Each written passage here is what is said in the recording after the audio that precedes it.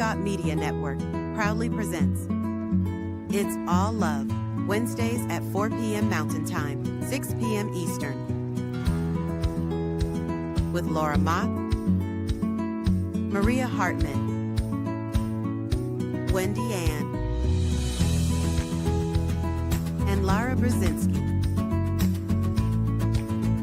It's All Love, a space where we open into the heart, tap into the soul's deep wisdom, and enter into the energy of love, truth, presence, and joy. It's All Love, Wednesdays at 4 p.m. Mountain Time, 6 p.m. Eastern.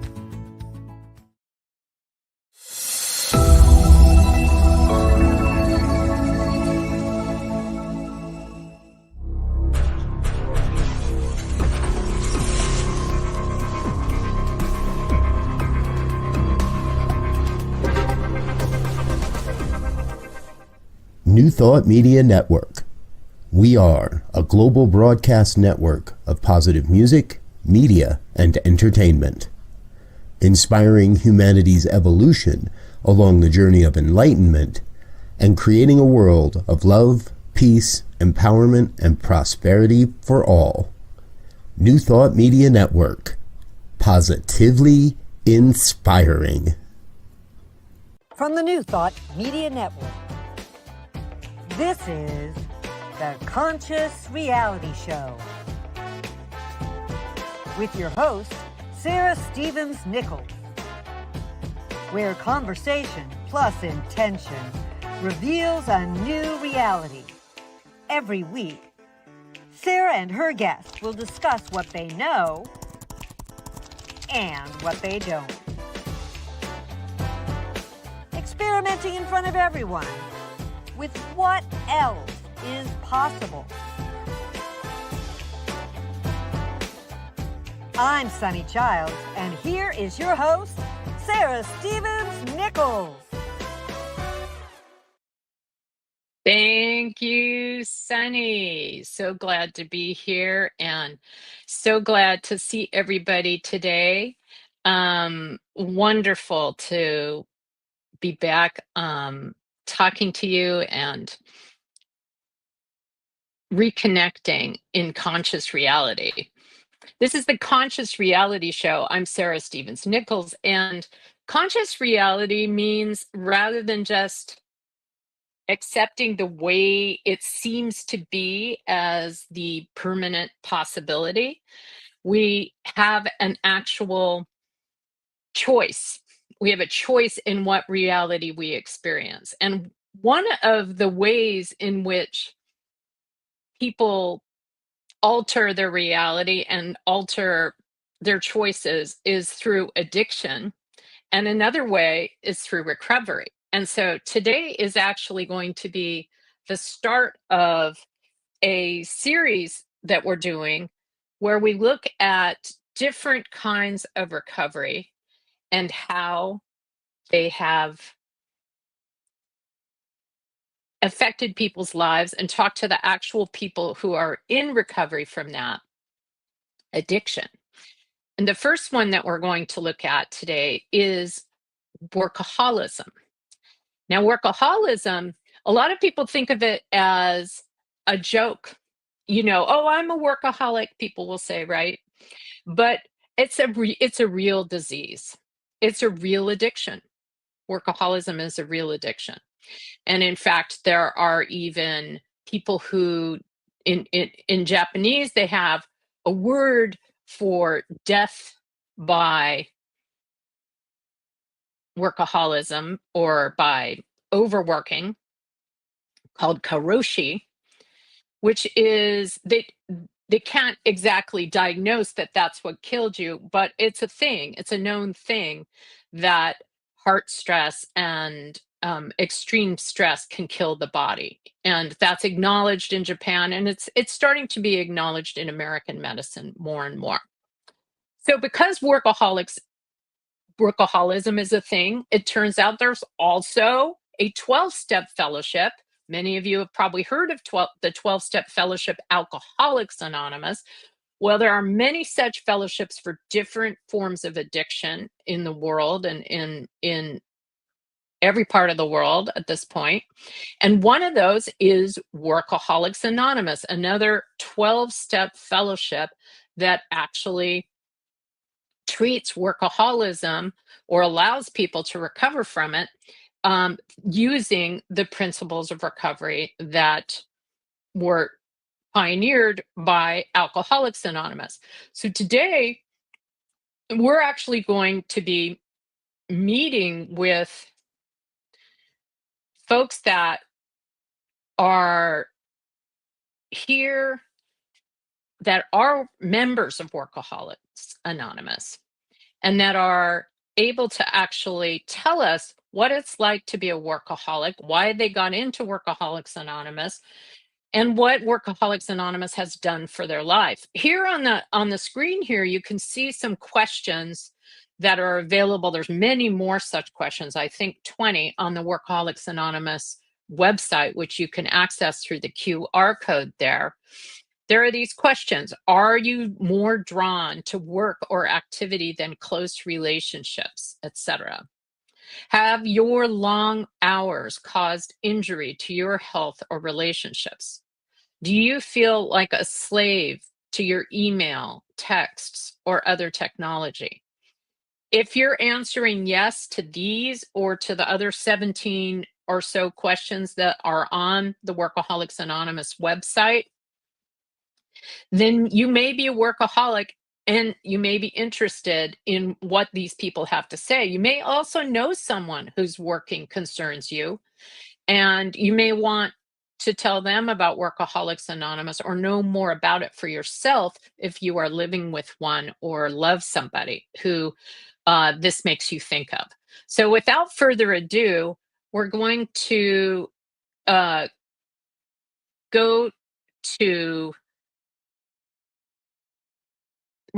to the folks that really know about this. We have 3 or 4 workaholics in the room right now, and let's meet them and hear more about recovery from workaholism from the people who really know. So I'm going to bring on Hayes and Lolo and Scooter right now. And welcome to the Conscious Reality Show. Unlike other previous episodes, these 3 guests are not showing their faces and are presenting to us using assumed names for this purpose, and that's in order to preserve their anonymity. Workaholics Anonymous is an anonymous program, and therefore it is part of anonymity when people are at the level of media to keep that. So that we're attempting to do that, and I'm going to attempt to add another workaholic who has just re-entered the room, and that is M. Welcome, M. Thank you. Scooter, my understanding is Workaholics Anonymous starts as a spiritual program, often starts meetings with the Serenity Prayer. So can you please let us get us started with that? Yeah, we'll do the we form of the Serenity Prayer. Higher power, grant us the serenity to accept the things we cannot change, courage to change the things we can, and wisdom, the wisdom to know the difference. Thank you. So up on the screen are some of the characteristics of workaholics. This is from the literature. I got this from the Workaholics Anonymous website, which we will show you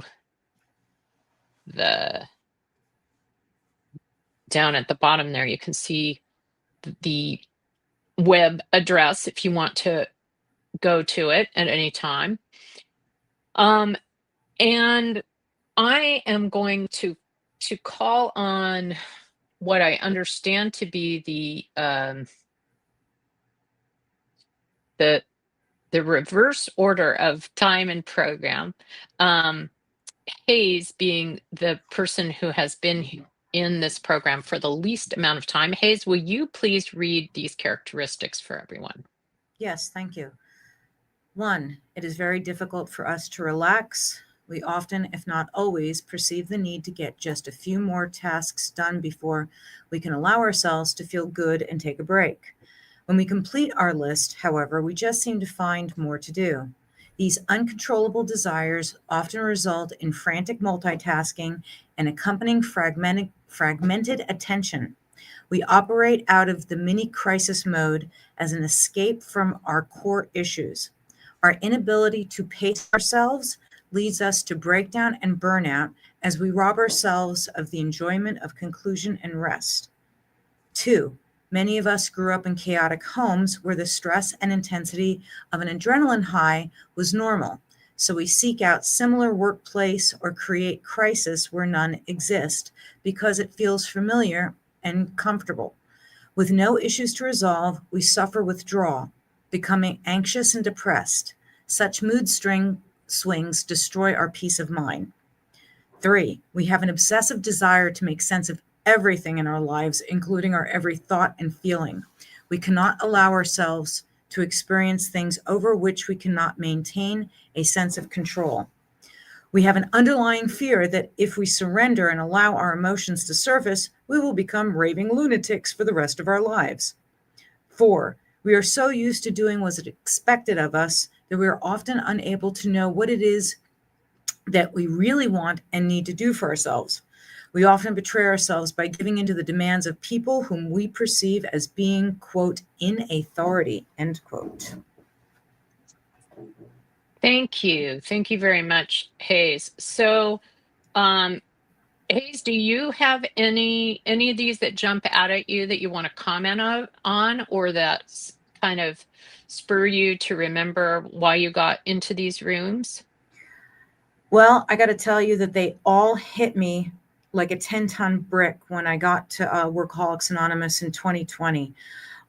Each one of them has something that was totally part of my story.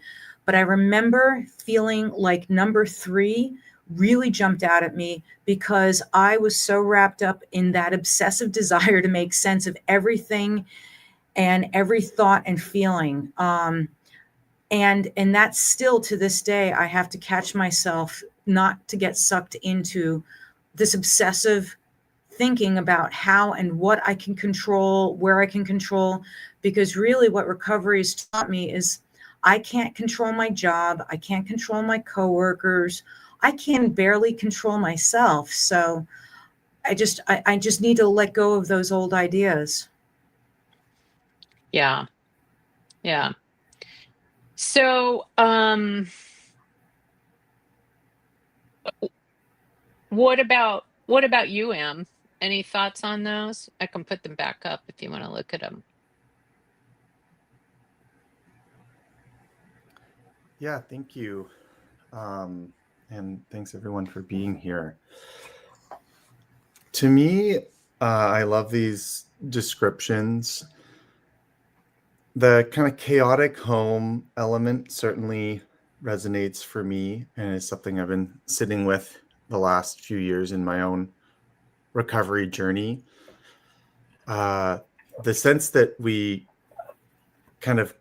that my home, well, at least what I was around, that there was a lot of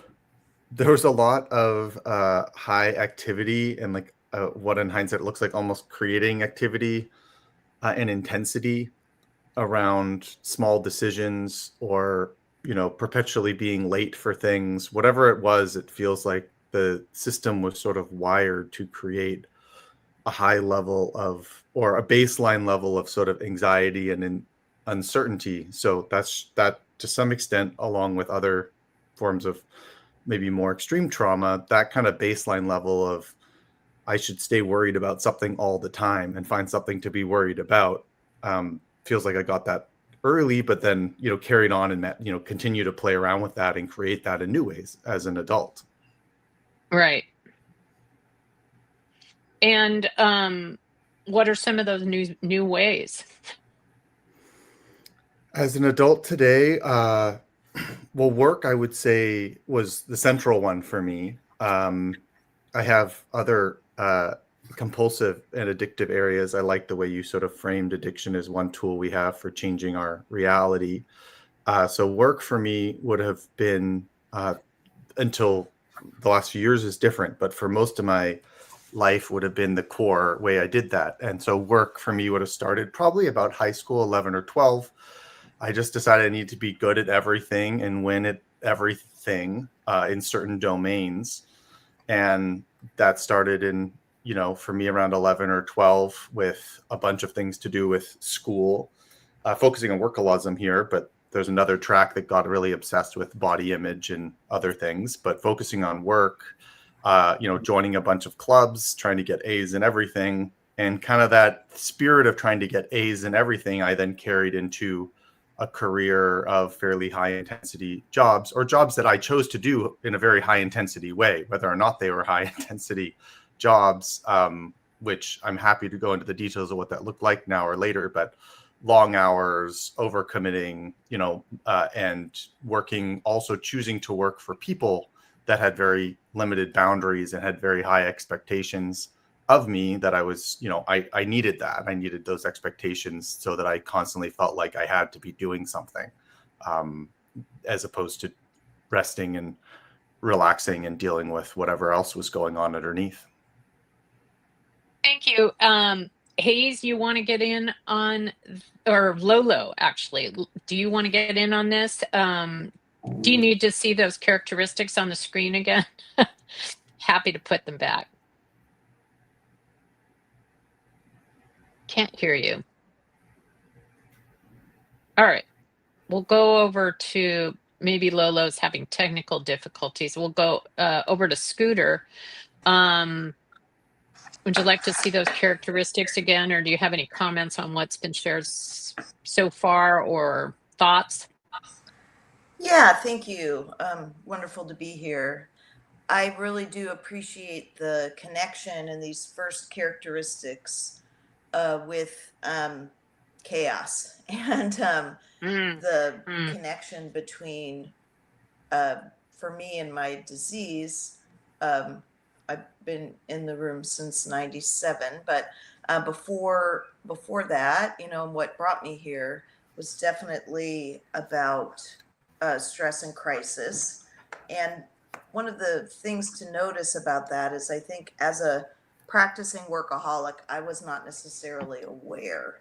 Like these descriptions are things I was not really conscious or necessarily aware of. And in fact, I didn't realize how bad it had gotten, kind of, until other systems in my life, other things gave me the feedback that I needed to change. I lost some. Wait, Scooter, you're saying you didn't notice that those were your characteristics. Is that what you're saying? Yes, I think that's one of the gifts of recovery, is actually coming into awareness, coming into increasingly painful awareness. In the program, we think about that as kind of a step one. The first step is about really coming to understand our unmanageability, which we might not have been aware of. And I think that's important. If I think about, that's one of the gifts of recovery, is coming to greater awareness, and then that being able to bring greater resources to bear, including the insights of others in the program and their experiences, and what transformations have happened in their life, has been a life-giving move. That awareness, that consciousness, which is, I feel like it's ongoing. Yeah. Thank you very much. And I didn't, maybe on the next round, folks can say how long they have been coming to Workaholics Anonymous, if they're comfortable. Lolo, it sounds like you have sound now. Would you like to comment on anything that's been shared or add something? Normally, my understanding is that normally in Workaholics Anonymous, they don't comment on each other's shares, but this is a little different because we are we're in a interview.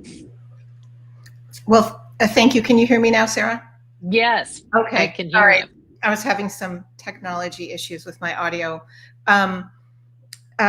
Yeah, the characteristics hit me and definitely echo some of what's already been said. One of the things I wanted to say is that I do think I was born with a predilection to being a workaholic. Someone else in my same chaotic family might have taken a different adaptation to survive it, but that control is so important to me. When I was a kid, the chaos was so bad. I used to sit in the back of our car when we were driving somewhere that we went like once a year, and my parents were arguing in the front seat. And I would say, it's exit 42. We take exit. And I remembered that every year because I couldn't deal with the chaos. Like, I really developed some strong adaptations, and it helped. My parents encouraged it. You know, they were so chaotic. They were willing to let their child take that role. But one thing I wanted to say about recovery, it's very difficult for us to relax. That was for sure true when I first came in, but it is not true now, thanks to recovery. Nice. Relaxation goes on my to-do list. I feel like a rich person if I can take time to just lie on the couch in the sun in the afternoon, or to sit outside on a bench in the sun and do nothing. That to me is the height of luxury. And I look for those opportunities. I take frequent breaks during the day and do completely useless things during my breaks. I watch cat videos. I read a silly book. I do, listen to music. And that was not part of my life before recovery. I was a very inefficient worker, but I worked all the time. It just permeated my life. It was like this fog, this miasma that expanded to fill my entire life, all my time. And that's not Lola, that's an interesting thing. I was an inefficient worker, but I worked all the time. I think a lot of people think of workaholics as the best employee, somebody everybody would want to have working for them. It doesn't sound like in your case that was true. It's never true. I'm sorry. I think that's complete. This is my very personal opinion, but I think that's complete BS. I will sometimes see job ads that say, we want a workaholic. And I'm like, no, you don't. Because when I'm in my cups, I am a pain in the neck to work with. I need everybody's approval. I am constantly churning because I'm so anxious. I drag other people into my craziness. And blame them when things don't go my way. I'm an emotional mess, and I'm not organized. I'm not thinking ahead. And I had the opportunity in earlier recovery to practice this in a workplace where there were other people around doing different things. And I became known as one of the most productive workers because I had an abstinence requirement because of WA. And when someone gave me a project, I didn't just run at it with my arms flailing, but I thought, okay, how can I get this done in the available time? Who can I get to help me? What vendor can I outsource part of it to? And because of that, I was really productive. I got a lot done. And I didn't work a lot of overtime. Like some of my there was one of the people in my office, there was this thing, like one of my colleagues, oh, she worked overnight. Oh, like that was some big badge of something. And I was like, you shouldn't pay me double time in the middle of the night because I'm worth, less than half time. I would be a useless worker in the middle of the night. So I don't think workaholism makes people good workers. I think recovery from workaholism definitely has in my case. Thank you. Thank you so much. Well, I noticed that you all extracted a lot from those 4 characteristics. So let's just see what else comes as we look at the other readings that you have. May I make a comment about something that Lalo just said? Sure. So real briefly. So right now there seems to be a trend in the media of advertising 996 for job applications, and that people in the tech sector, particularly in California Bay Area, are encouraging with job descriptions of, oh, we expect you to work 9 a.m. to 9 p.m. 6 days a week. And that's being touted again as being, a work ethic that just really, I would say, has proven to not be healthy. Just ties everything into what was just said. So I just had to make that comment. Thank you. Thank you. I just wrote a comment for online. 996 may be sick. That's what I heard from what you said. Oh, that just sounds insane, working from 9 a.m. to 9 p.m. and 6 days a week. That does not sound sustainable to me now in my life. I put some new of your characteristics on there, another page of them. Let's make it so it's easier to see. Is anything on who? Let's see, who can read that? Let's ask M. Can you read those for us? Yes, I can. Characteristics of workaholics. Number 7, when we do judge ourselves, we generally look only to our tangible accomplishments, believing that we must always be in the process of achieving something worthwhile in order to feel good about ourselves. We find it hard to love and accept ourselves otherwise. Our work has become an identity and a means for justifying our existence. Should I read all of them? Sure, unless you just want to talk about that. No, I can read through them. We have the illusion that people will not respect us unless we appear more competent than we actually are in reality.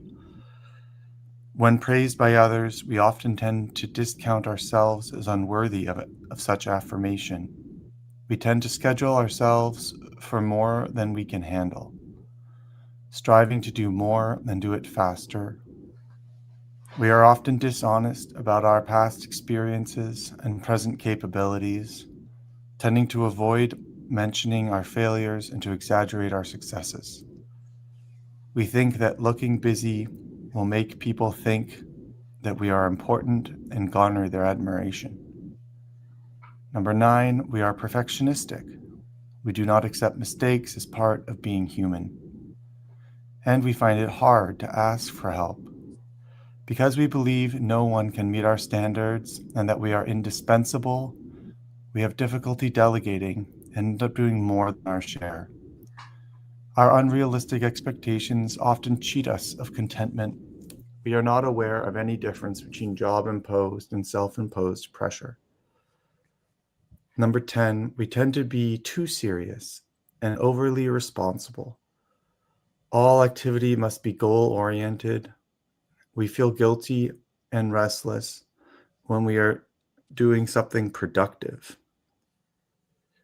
When not doing something productive. We feel guilty and restless when not doing something productive. Because we often work at our play, we rarely experience such activities as recreational. We neglect our sense of humor, failing to enjoy the healing power of laughter. Great. And let's just start with you, M. Anything that jumped out at you while you were reading it you want to comment on? Oh, there's a lot here. For me, I think I'll say 2 things just to engage briefly in a conversation from before. I ran a company for a number of years, and I hired a lot of workaholics during that time. And, the nature of that industry I was in made it such that, I would identify as a workaholic who worked long hours and got a ton productively done. And I found other people like that, and I have a lot of feelings around that now. But I do think that these traits that we have on this page, the two things that really, well, one thing I'll just focus that really jump out to me is this sense of like over responsible in number 10, and feeling restless when not doing something quote unquote productive. That is such, I would say that is one of the really miraculous healing journeys that has been given to me through recovery, the process of recovery, in Workaholics Anonymous and in, therapy and other modalities, is the ability to value pleasure for pleasure's sake, to do things because they feel good, and to have time each day, each week, to really give myself permission to rest and play. So that was not something I was trained to know how to do in how I was socialized, and something that have been learning and have learned and continue to learn about as an adult. Thank you, Em. We are actually now going to go to short station identification for the New Thought Media Network that hosts this show, and then we'll come back with more. And we'll go to Lolo to comment after this.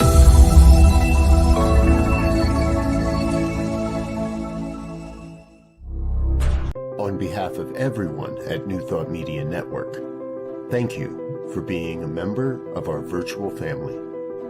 Your financial contributions help share the New Thought message with people from around the world. Please visit and contribute at www.ntmedia.org/donate. New Thought Media Network, come be you. And please like, share, and subscribe. Until next time, peace and blessings.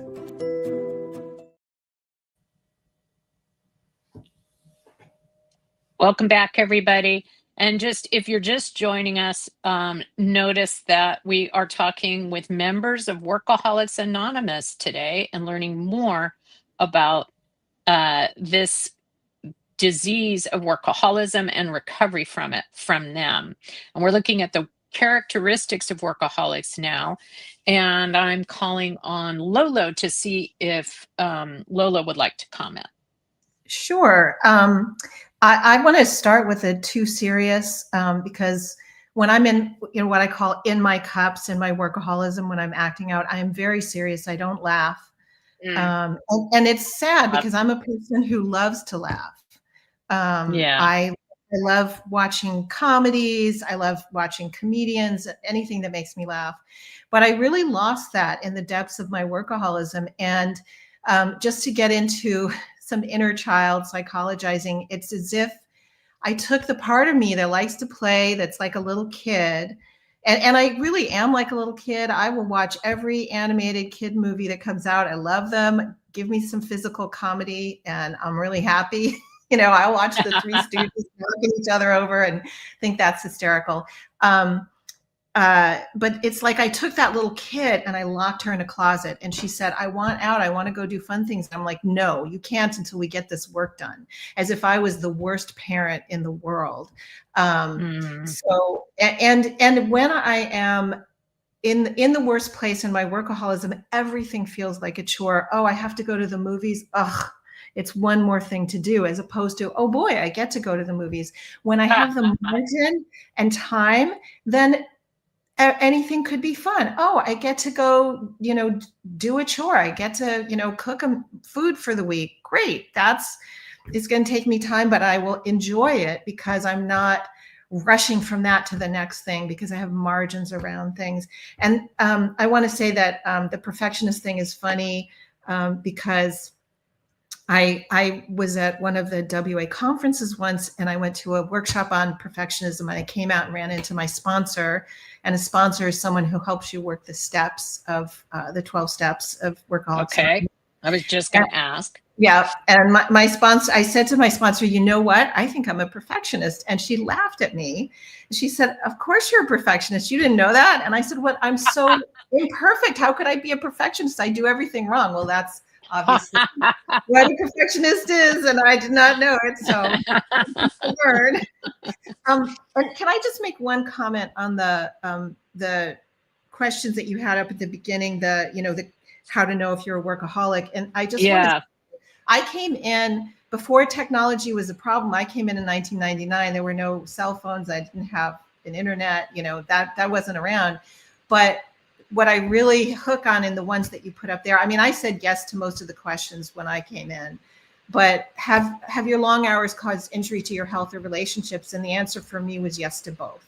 I was working my work was very physical. I had a business that involved a lot of physical work, and the way I was working was hurting my body.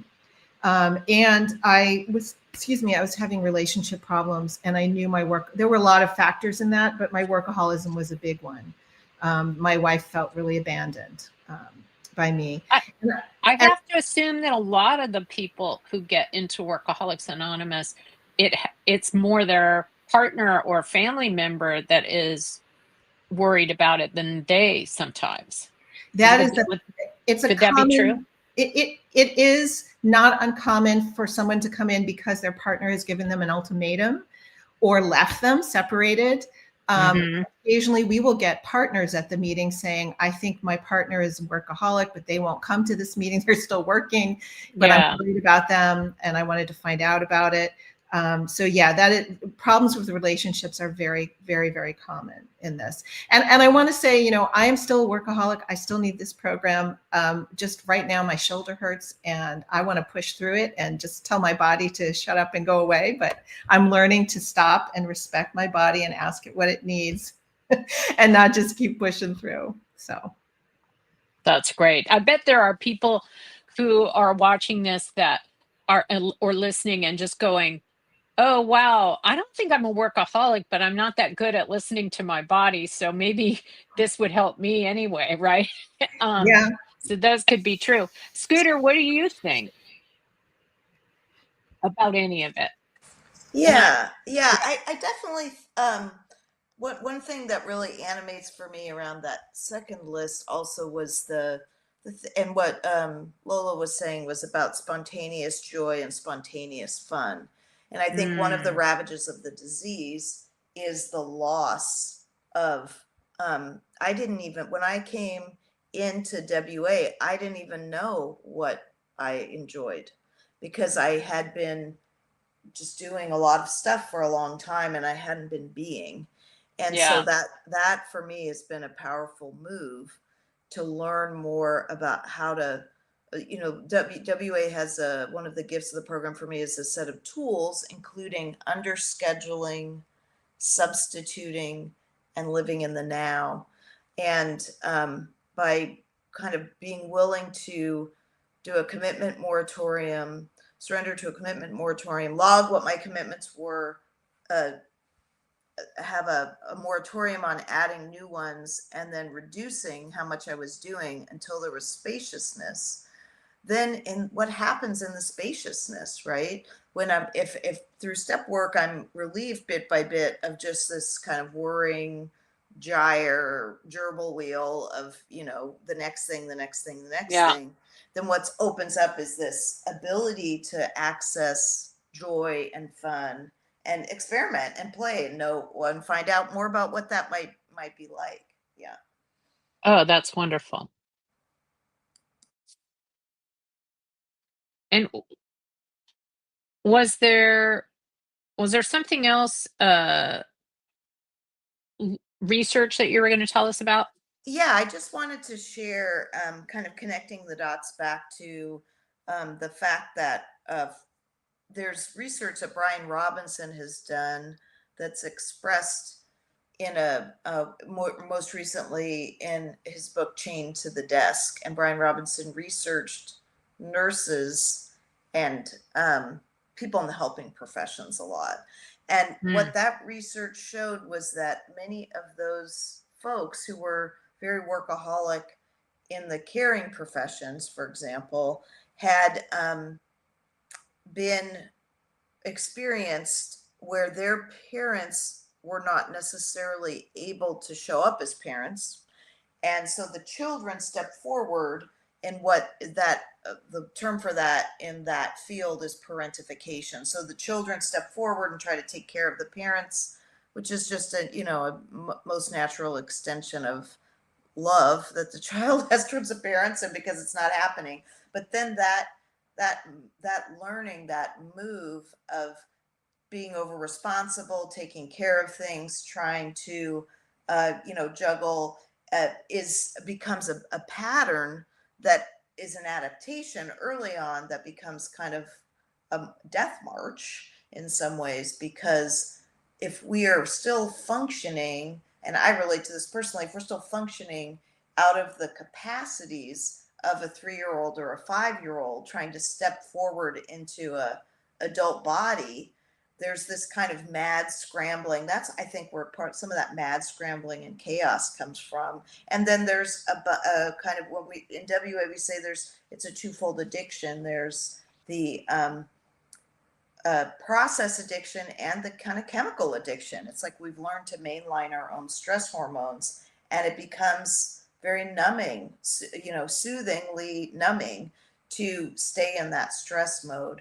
And also the part of us that maybe feels confirmed or like we're important or we're contributing in some way, and the chemistry around that and how to get free of that. It takes a lot of connection and a kind of the pathways offered by other people lifting us up and sharing their experience, strength, and hope. I think that's part of the power of WA, to help break those old patterns and open us up into spaciousness and a different mode of being.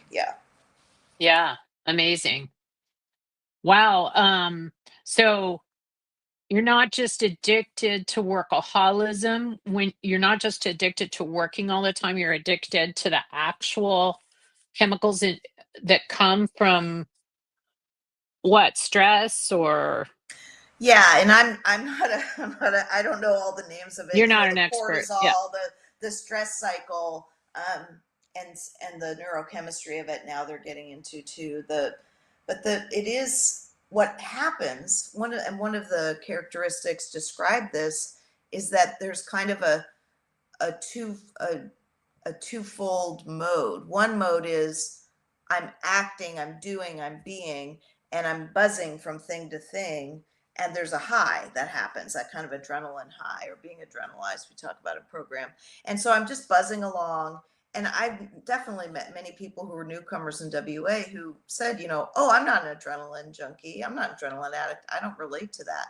And then later on, after a while, once they come down off it, they're like, oh my gosh, I was on adrenaline all the time. I was just, and some people come in because they've hit a bottom, because they've used up the body's, capacity for, running on fight or flight for so long. And then there's also the crash cycle that workaholics can get into after a bender or a binge, where the body just crashes out and gets so depleted. And then after resting, though, then the workaholic without another pathway will just go back into the binge cycle too. Yeah. Yay. That sounds really hard. How about we move on to, since we got a lot of thoughts out of the characteristics, the affirmations for workaholics, or we could even go to the promises. But I think we have time for some of these. Let's see. It would be Lolo, if you would like to read those. Sure. Affirmations for workaholics. The slower I go, the faster I grow. The more I play, the more my higher power works. I have time to spare and time to share. Time is my friend. When I take time, I make time. I refuse to rush. My life is full, yet underscheduled. So anything there that that jumps out at you as something you haven't had a chance to comment on? Definitely, one of the things I've learned when I was in early recovery, I had this image that what recovery was me walking, but my addiction was me walking down the street, and every few feet I would stick my own foot out and trip myself. And all I had to do to get recovery was stop tripping myself. And I feel like that when I get out of the way and let my higher power in, then good things happen. When I'm trying to control outcomes and trying to make things happen, then things just don't go the way I want. And when I have that spaciousness that I get from going slow, from playing, letting myself have time to play, I do get more time for growth. I'm still working on the time is my friend thing. I just did a workshop on that. Trying to make friends with time. That's definitely an area for growth for me. Definitely working that had some breakthroughs on that just in the last few weeks, because I think I have what somebody in the program calls time blindness. I'm like, yes, I can leave my house at 9 o'clock and be somewhere 10 minutes away, also at 9 o'clock. Like, I can teleport myself. So it's a work in progress, but so much better. My friends used to tell me that we were going to meet at 5 if we were meeting at 5:30 because they knew I'd be half an hour late. And thanks to the program, they don't do that anymore. The first time I showed up at 5, they were shocked. They were like, wait, we weren't expecting Wow. So I bet we all know someone like that. Yeah, it's been helpful. And Sara, do we have time for me to say one thing about adrenaline? I don't want to take time from people. I just want to say, I want to jump on what Scooter said about adrenaline, that I think adrenaline addiction is one of the under-recognized parts of WA. It took me a long time to get it because it was the soup I swam in. I didn't know the difference. And I will say it's very addictive. I love adrenaline. I feel like the king of the world and I can do anything and I'm smarter than everyone when I'm high on adrenaline. But it's also, I can't sleep. It's enervating. And I'm glad to be off it now and glad to recognize when I start to ramp up and stop before I get so ramped up I can't come back down. But AA says that alcoholism is an addiction of the body, like it's an allergy of the body. And I can't drink caffeine because my body overreacts to it. And I think I have an allergy of the body to adrenaline. Like it just hooks into something for me. So I think that is definitely a core part of my workaholism. I wonder if sometimes people develop other addictions just trying to find, like alcoholism, just in order to calm down the system. Yes. Yeah. For me, I used food.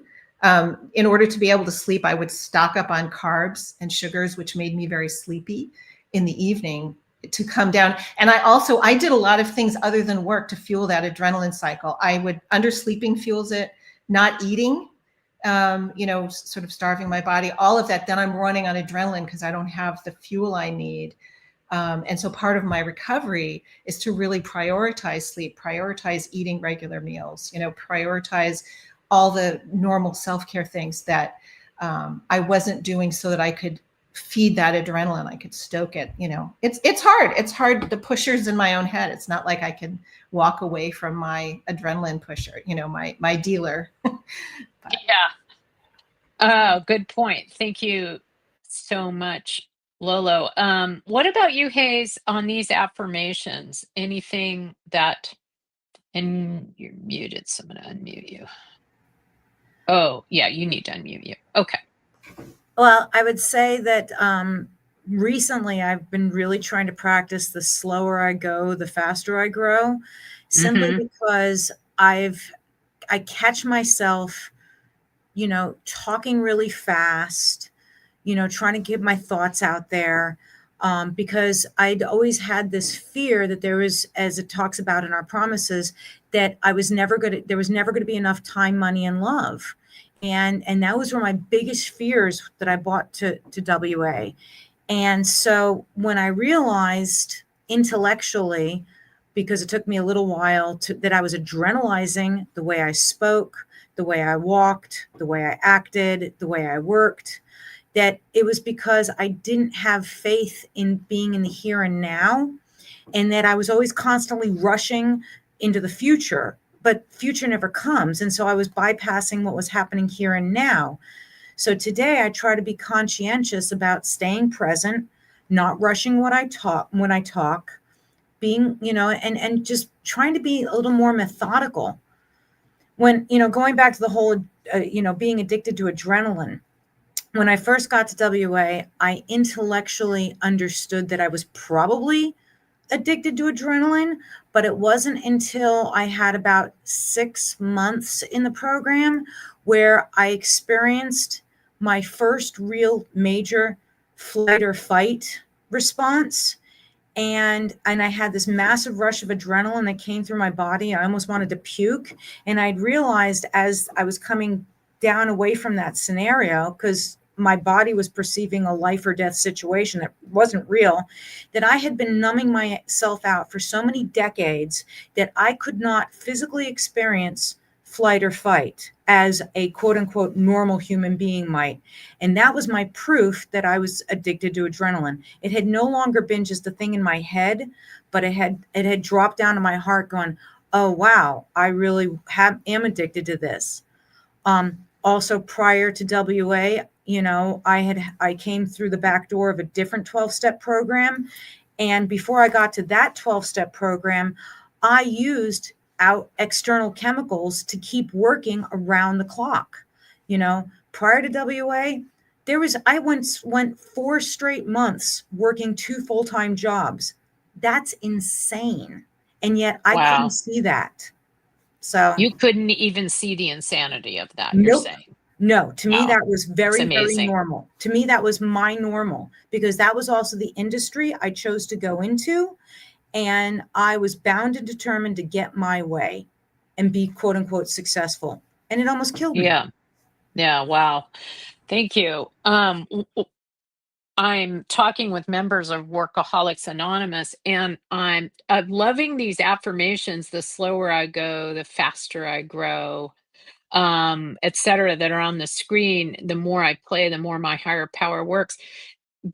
Because they really sound like it's definitely in line with the conscious reality show, because they're crazy, right? That doesn't make any sense. The slower I go, the faster I grow. Yet you all are telling me that that's your actual experience, that you're able to use a tool such as slowing down or saying this affirmation, and then your growth increases and it is worth it. Um, I I think most people think of time, and I'm actually kind of curious about commenting on this, but as very finite, right? It's always going to go the same way. There's X amount of hours in a day, there's X amount of hours in a week, and therefore nothing can really change our experience of time. Yet most of us actually have had the experience of the clock standing still when we're focused on something we really love or something like that. So just it interests me as that as you recover, you're learning more. I'm just going to play some of these other affirmations on the screen as we're coming towards the end of our show. Um, the less I struggle, the more I'm open to inspiration. I love that. I'm entitled to my right work. I live by divine appointment. I don't even know what that means, but it does sound good and does sound like what I try to do. Look at all those beautiful affirmations for workaholics. Let's get to the promises. This is supposedly what you're here for. I understand that eventually this is what it starts to look like. We've heard something about adrenaline losing its hold on people, and some of these other ones.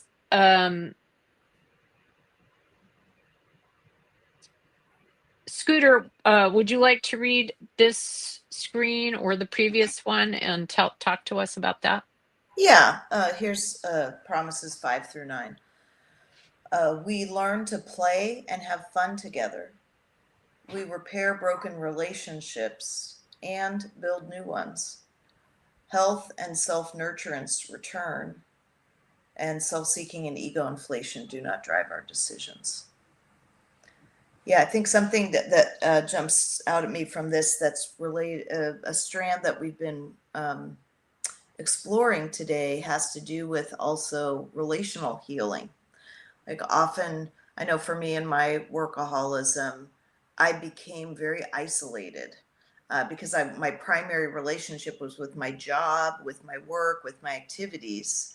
And I often was not very present, even if I was physically with people. There was all this churn going on in my mind. And also, I would blow people off a lot because things would come up at work and it would just be more enticing and more adrenalizing. So, in recovery, this idea of repair and restoration is very central in 12-step recovery and in workaholism recovery. And I definitely relate to the step work in particular has been like a doorway helping me bring to consciousness where I have caused harm by my absence and my behaviors, or my taking on too much, or people pleasing, all the different patterns. And it's actually a kind of a spiritual technology for opening up other possibilities and gaining consciousness and awareness for me of my patterns. And then as a result of that, what's the spiritual technology? Oh, the 12 steps. The 12 steps are kind of this step-by-step process for inventorying times when I was able to show up and be present and bring and also the times when I wasn't and when I caused harm. And then the process of coming to really get a lot of clarity about what those relational ruptures and damage and harm was, and then what was going on in me about that. How was I actually contributing to that? And then what else was possible, and what else could open up when I wasn't locked into the disease. And then further on in the steps, there's a process of repair and amending my behavior so that I can show up in a different way. And that's really related to this promise number 6 about repairing broken relationships, including with myself. Yeah. Very cool. Well, I don't know. Let's see. Can we read those? We haven't heard from you for a minute. Would you like to read that final part of the promises? Yeah, happy to. 9, we lose interest in selfish things. We gain interest and compassion for our partners, families, friends, and coworkers. 10, we experience how well the program helps us to handle problems that used to confuse and defeat us. 11, we ask for help and reach out to help others. 12, we find that a higher power helps us in a way that self-reliance never could. Should I read the outro here? Sure. Are these extravagant promises? We think not. They are already happening in the lives of many among us. For those who are new to our fellowship, there are no problems that you have experienced that are not common to us. We welcome you with the deepest respect. When we apply this program with honesty and compassion, a place of surrender grows in us one day at a time. Thank you very much for that. We are going to close with that and then get off the air so that the 5 of us can talk more. Please, if you're watching this and you know someone who's troubled with workaholism, maybe consider sending it to them or giving them the opportunity to see it. And if you are troubled by workaholism, then you know how to reach it. There's this World Wide Web, and you can reach Workaholics Anonymous. I'm scrolling back inartfully to the place where you can get on the QR code. Oh, I'm too clever by half. Well, it doesn't matter. Yes, it does. Actually, there were some closing things I wanted to say. Here they are. There's all the promises. there's that QR code that you can get to the Workaholics Anonymous website.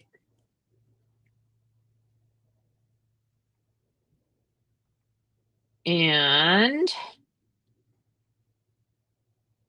our next 12-step group that we're going to look at is Overeaters Anonymous. And there's the QR code for the OA website. Do you eat when you're not hungry or not eat when your body needs nourishment? Do you go on eating binges for no apparent reason? Do you have feelings of guilt, shame, or embarrassment about your weight or the way you eat? You can go to oa.org to answer those questions and others to see if you might qualify for that. And that will be our next show.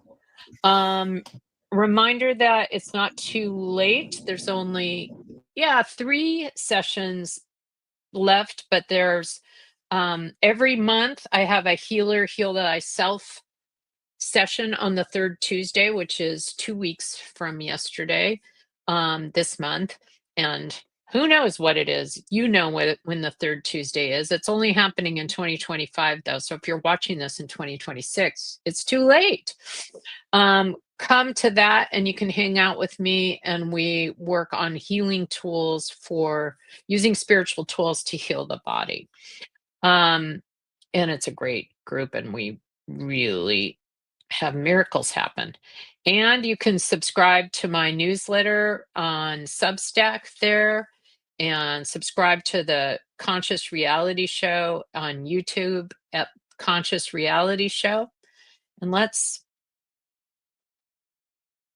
finish the show here. But I can never find our end. Thanks to our guest, to host Sara Stevens Nichols, and to the New Thought Media Network. I'm Sunny Childs, producer of the Conscious Reality Show. Join us live next Wednesday at 9 a.m. or stream the show at your convenience. Subscribe to Conscious Reality Show YouTube channel so you never miss a show. If you'd like to learn more about us, check out www.sarastevensnichols.com.